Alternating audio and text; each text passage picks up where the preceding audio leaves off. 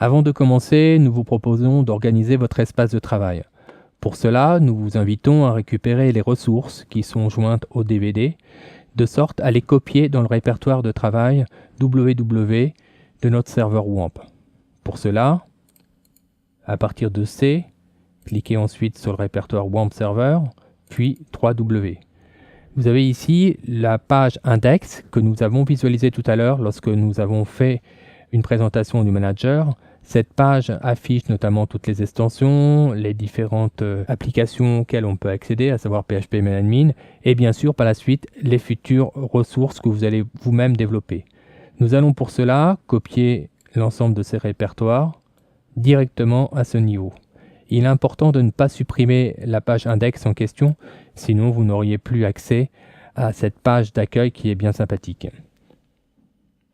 Une fois que vous avez installé tous les répertoires, vous pouvez fermer les fenêtres. Nous allons maintenant nous intéresser à l'éditeur Notepad. Nous avons choisi d'utiliser un éditeur très simple, en l'occurrence Notepad, mais vous pourriez tout aussi bien utiliser l'éditeur de votre choix, ou encore un éditeur de type WYSIWYG comme Dreamweaver par exemple.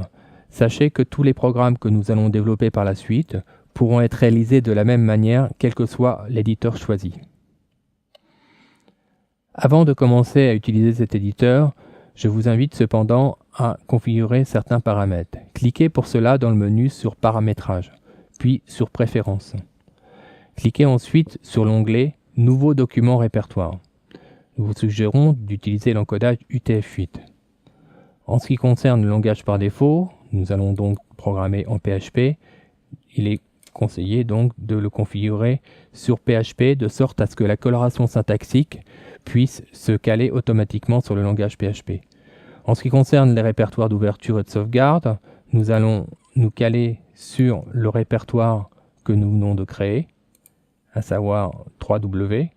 Vous pouvez parcourir éventuellement ceci à partir de la racine, donc C, WAMP Server, 3W, sélectionnez ce répertoire par défaut et fermez l'application.